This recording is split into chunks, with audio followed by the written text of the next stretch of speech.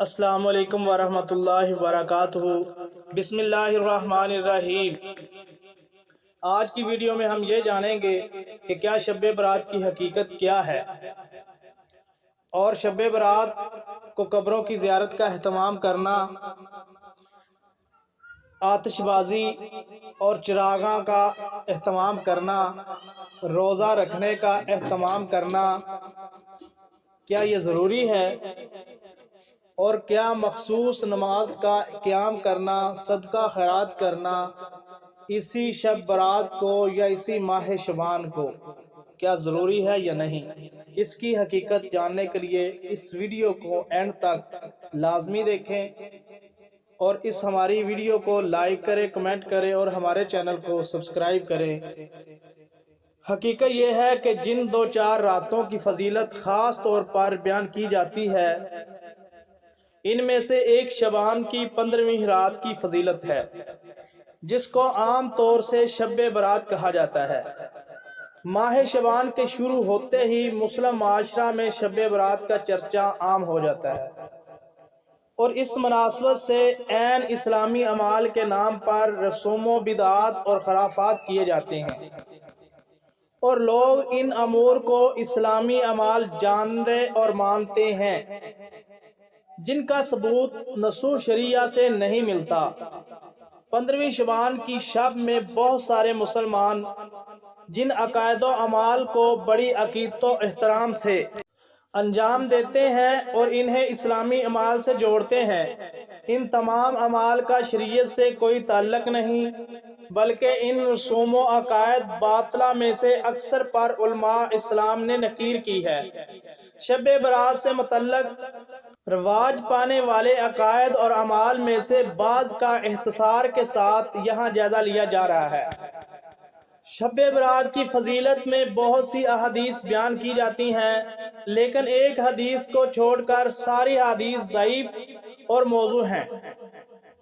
البتہ اس رات کے بارے میں نبی صلی اللہ علیہ وسلم کا یہ ارشاد صحیح سند کے ساتھ روایت کیا گیا ہے۔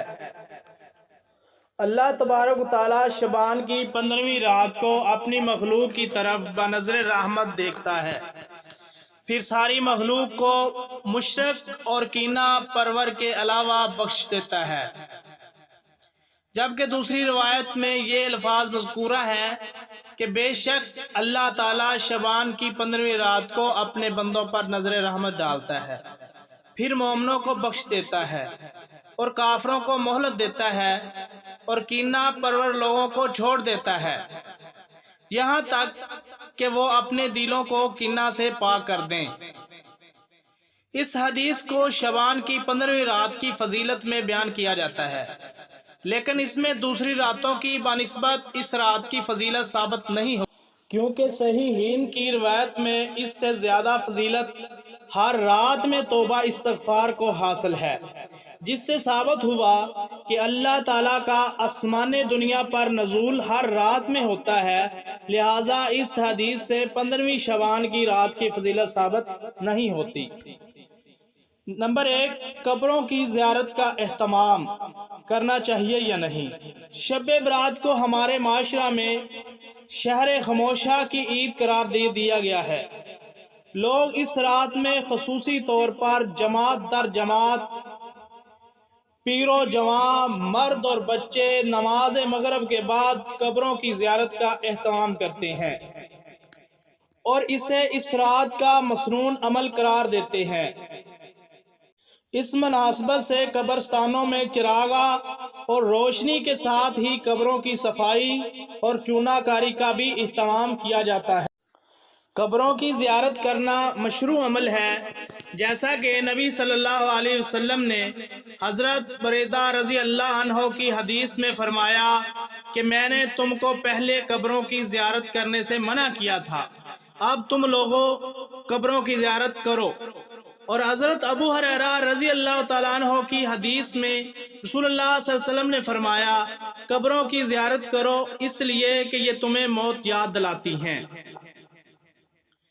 قبروں کی زیارت کرنا بلا تعین زمان و وقت مناسبت مشروع عمل ہے، البتہ اس کے لیے کسی خاص دن یا کسی خاص مناسبت کو مخصوص کرنا درست نہیں۔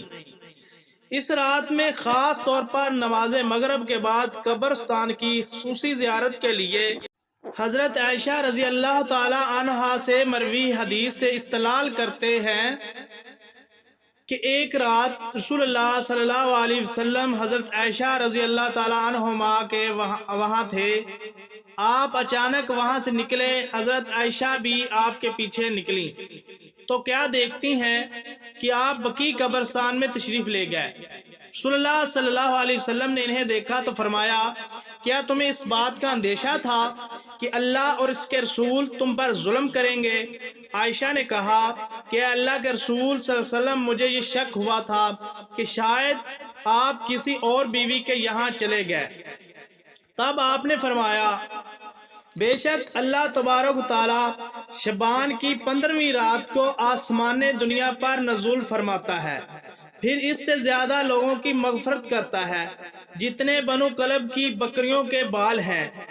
اس حدیث کو امام ترمذی، امام بخاری، امام دارقطنی، علامہ ابن جوزی، علامہ ابن باز اور محدث شیخ محمد ناصر الدین البانی رحمہ اللہ وغیرہ ہم نے ضعیف قرار دیا ہے۔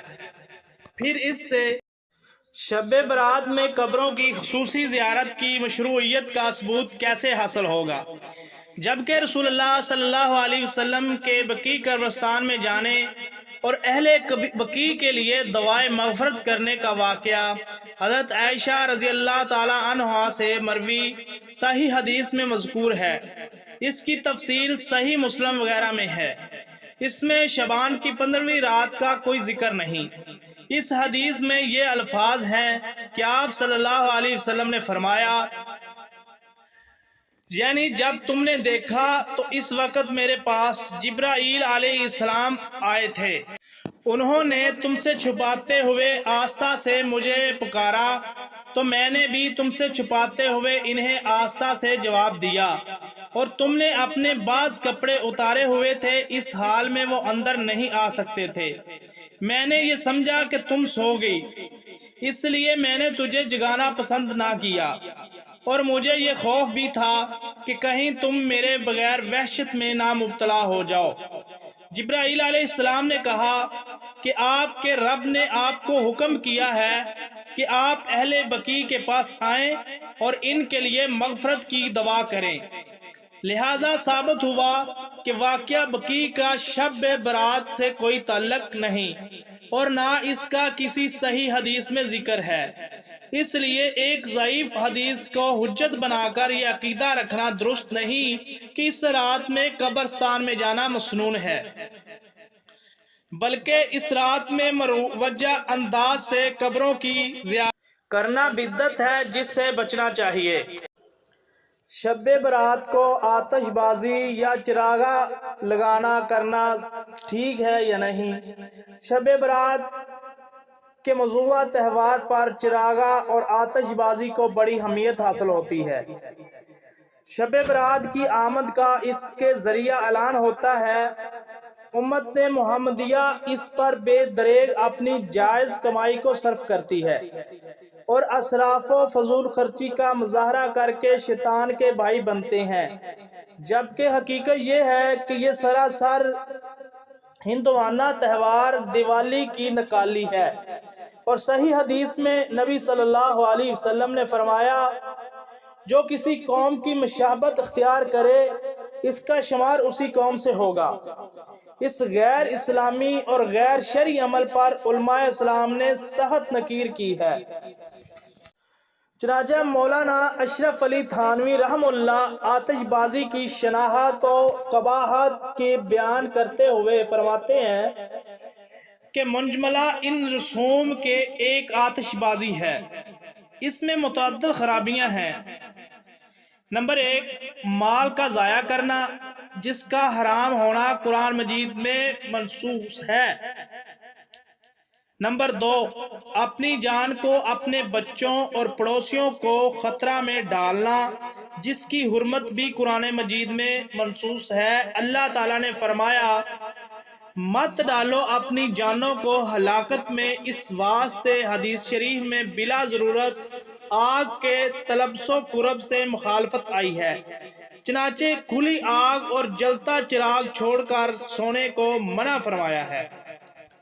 नंबर 3, बाज़ आलात आतिशबाजी में कागज़ भी सरफ होता है जो आलात इल्म से है, और आलात इल्म की बेअदबी खुद अमर कभी है, जैसा कि ऊपर बयान हुआ है। फिर गज़ब ये है कि लिखे हुए कागज़ भी इस्तेमाल होते हैं, खा इस पर कुछ भी लिखा हो, कुरान या हदीस।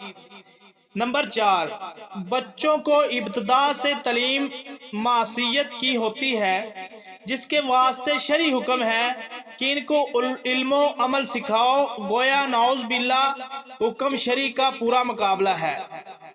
बिलखुसूस शब बरात में ये खराफात करना मजीद गुनाह का मुअज्जब है। नंबर 5, बाज़ आलात आतिशबाजी ऊपर को छोड़े जाते हैं, जैसे बैल, उड़न अनार और खतनगा वगैरह।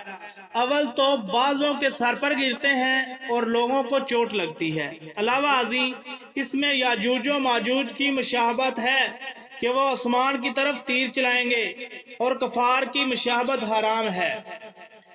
शब बरात के मौका पर ये आम मुशाहदा है कि ना समझ लोग दुकानों, मकानों, मोहल्लों, मस्जिदों और कब्रस्तानों में खूब रोशनी करते हैं। आंखों को चकाचौंध कर देने वाले रंग बरंग के बरकी कमकुमों पर बेतहाशा रुपया सर्फ किया जाता है। ठीक यही काम दिवाली के मौका पर हिंदुआना रस्म में किए जाते हैं। इसलिए आइमा दीन ने इस अमल को गैर शरी और बिद्दत करार दिया है और इस पर सख्त नकीर की है। चनाचे अल्लामा हाफिज सयूती रहमुल्लाह लिखते हैं कि फरा शरा अल मज़हब में है कि मुनकर बिदात में से ये है कि बहुत से मुल्कों में साल की मारूफ रातों में मसलन शब बरात, निसफ शबान को बड़ी बड़ी कंदीलें जलाते हैं, जिसकी वजह से बहुत से मुफासद पैदा होते हैं। मसलन नंबर 1, एहतमाम के साथ कसरत से आग जलाकर मजूसियों की तरह बैठने का मुशाबा है। नंबर 2, गलत जगह माल ज़ाया करना। नंबर 3, इसके नतीजा में बहुत सी मसाजिद में बच्चों और नकमों की भीड़ लगती है, खेल कूद और शोर शगब होता है, और ऐसे लोग मस्जिद के करीब आते हैं जिनसे मस्जिद की बेहुरमती होती है और गंदगी पैदा होती है। इसके अलावा और भी बहुत सी खराबियां हैं जिनसे मस्जिद को महफूज रखना वाजिब है। मशहूर हनफी आलिम मुल्ला अली कारी रहमुल्लाह शरह मिशकात लिखते हैं कि इस रात चरागा और ज़्यादा रोशनी करना कौम में बुरा मक्का की इजाद है। ये लोग असल में आतिश परस्त थे। जब इस्लाम लाए तो उन्होंने ये रस्म बद इस्लाम में दाखिल कर दी ताकि मुसलमानों के साथ नमाज में आग को सजदा करें। शरीयत में इस रात चरागा करने का कोई सबूत नहीं है। मशहूर मुहद्दिस शाह अब्दुल हक दहलवी रहमुल्लाह फरमाते हैं, और बिद्दत चनैया में से वो रस्म है जिसको अक्सर बिलादे हिंद में लोगों ने रिवाज दे रखा है, यानी चिराग जलाना और इसको मकानों और दीवारों पर रखना और इस पर फख्र करना और आतिशबाजी के साथ लहो लआब के लिए जमा होना, क्योंकि ये वो अमर है जिसकी मोतबर किताबों में कोई असल नहीं, बल्कि गैर मोतबर किताबों में भी नहीं, और कोई ज़ईफ और मौज़ूआ रवायत तक भी इसके बारे में वारद नहीं हुई, और ना इसका बिला दंद के सिवा किसी मुल्क में रिवाज है, ना हरमैन शरीफैन में, और ना इनके सिवा अरब के दीगर हसस में, और ना बिलादे अजम में सिवाय हिंदुस्तान और पाकिस्तान के। बल्कि मुमकिन है और यही जन गालिब है कि हिंदुओं की रस्म दिवाली से इस रस्म को लिया गया है। کیونکہ ہندوستان میں عموماً رسوم بدیہ زمانہ کفر ہی کی باقی ہیں۔ اس طرح مولانا عبدالحی لکھنوی فرنگی محلی رحمہ اللہ فرماتے ہیں کہ عام جاہلوں نے اس رات رجب کی 27ویں اور شعبان کی 15ویں رات کو گویا 2 عیدیں بنا رکھی ہیں اور شاعر اسلام سمجھ رکھا ہے، حالانکہ یہ صریح بدعت ہے۔ اس میں چراغ اور روشنی کرنا خلاف سنت ہے۔ تعجب ہے کہ لوگ کس طرح بدعتوں سے چمٹے ہوتے ہیں اور سنتوں سے متعلق پرواہ نہیں کرتے۔ گھروں، بازاروں، دکانوں اور مسجدوں کے علاوہ قبرستان بھی اس شب کی بقدر نور بن جاتے ہیں اور وہاں بڑی چہل پہل ہوتی ہے، جبکہ ایک حدیث میں نبی صلی اللہ علیہ وسلم نے فرمایا۔ اس حدیث کو علامہ ابن جوزی نے کتاب الموضوعات میں 3 طریقے سے ذکر کیا ہے اور اس کے بعد فرمایا کہ اس حدیث کے موضوع ہونے میں کوئی شک نہیں۔ اس کے زیادہ تر راوی مجہول ہیں، بلکہ ان میں سے بعض تو بالکل ضعیف ہیں، اور اس طرح کی حدیث کا نبی صلی اللہ علیہ وسلم سے صادر ہونا ناممکن ہے۔ اور ہم نے بہت سے لوگوں کو دیکھا ہے جو یہ نماز پڑھتے ہیں، جب چھوٹی راتیں ہوتی ہیں تو وہ اس کے بعد سو جاتے ہیں اور ان کی نماز فجر فوت ہو جاتی ہے، جبکہ جاہل ائمہ مساجد نے اس نماز کو اور اسی طرح صلاۃ الرغائب کو لوگوں کو جمع کرنے اور کسی بڑے منصب تک پہنچنے کا ذریعہ بنا لیا ہے، اور قصہ گو لوگ اپنی مجالس میں اس نماز کا تذکرہ کرتے ہیں، حالانکہ یہ سب حق سے بہت دور ہیں۔ امام نووی رحمۃ اللہ علیہ فرماتے ہیں کہ وہ نماز جو صلاۃ الرغائب کے نام سے معروف ہے، وہ اور اسی طرح شعبان کی 15ویں رات کی 100 رکعت نماز، یہ دونوں نمازیں بہت بری بدعت ہیں، لہٰذا قوت القلوب اور حیاء علوم الدین میں ان کا تذکرے سے دھوکہ میں نہیں پڑنا چاہیے، اور نہ ہی ان کے بارے میں روایت کی گئی حدیث سے دھوکہ کھانا چاہیے، کیونکہ وہ پوری کی پوری باطل ہے۔